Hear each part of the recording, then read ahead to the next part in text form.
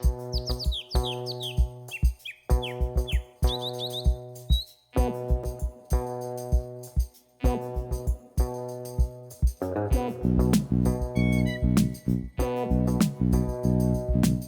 a quiet village of central Vietnam, lived a woman called Long Tahoe.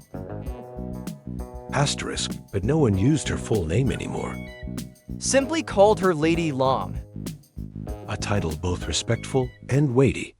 She was the wife of Long Jiang, a revered merchant whose fortune and character were the pride of the region. For over 2 decades, their marriage was the image of harmony. Wealthy but humble, strong but tender. Until one moonless night, fate took a sharp turn. Long Jiang collapsed at his desk, never to rise again. News of his death spread like wildfire. But the one who grieved most wasn't the village. It was Lady Long. She sat beside his coffin all night. Her hair undone, still wearing the dusty work clothes from earlier that day. Her eyes ran dry before her heart did. At dawn, she spoke to her only son, Long Shi Thing. Tomorrow, I'll follow your father to the mountains. I'll stay by his grave for 3 months in mourning. Her voice was hoarse, but determined. Her son froze. His wife, Trun Phian. Phian.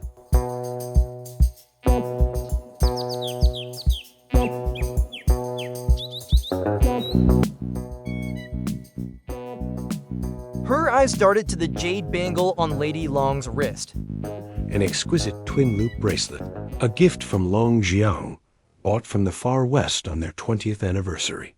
It was more than jewelry. It was a love story in mineral form.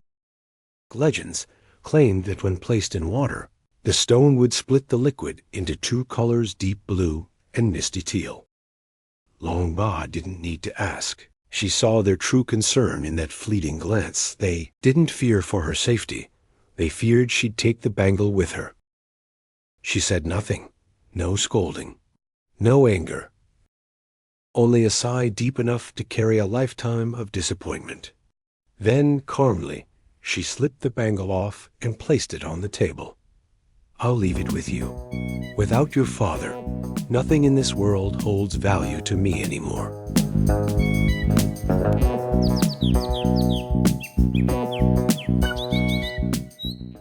That night, excitement buzzed in the couple's room. They lit candles and filled a basin with water. Long Chi Thing clutched the bangle like a child holding treasure. Together, they dropped it into the basin. Nothing. The water remained clear, no magical colors. No parting like the legend said. Shock turned to fury. It's fake, Phian screamed, slapping her husband. Your mother deceived us. Long Chi Thing stormed out to confront her, but the room was empty. Bed-made. No trace. Lady Long had vanished.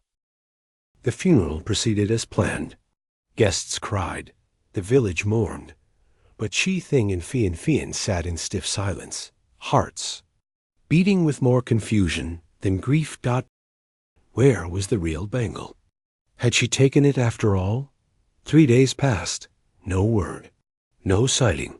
No trace. Panic turned to paranoia. Phian, consumed by rage, shattered the jade bangle into dust with a stone. Better to destroy it than let someone else have it. She muttered.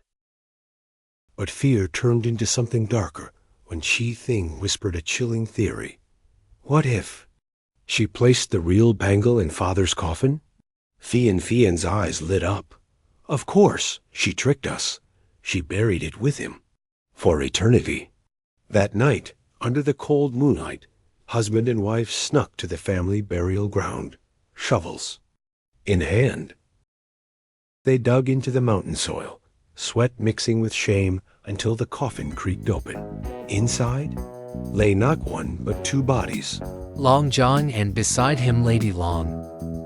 She lay peacefully, hand resting on his sleeve, as if asleep. Asterisk. She had climbed in.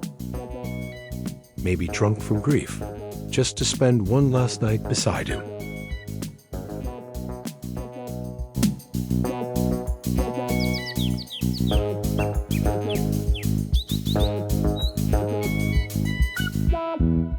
Asterisk, but she never woke.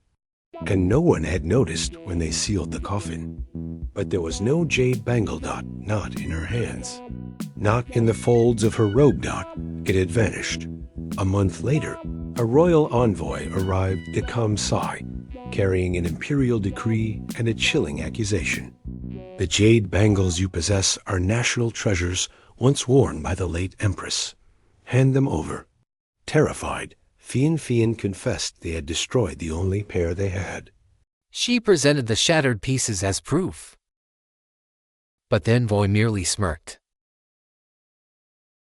He took the shards, raised them under moonlight, and whispered, "This is no fake."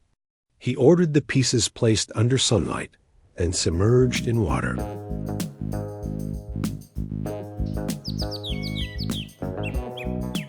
Before the entire estate, the basin split into two colors, just like the legend said.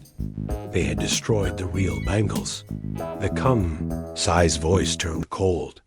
These bangles were stolen from the palace years ago.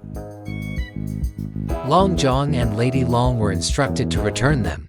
Quietly, to redeem their crime. But greed has undone that path. The punishment was swift. Their estate was seized. Asterisk Long Chi Ti Hein and Fian were chained, paraded through the streets, and exiled to the frontier. Asterisk once nobles, now beggars.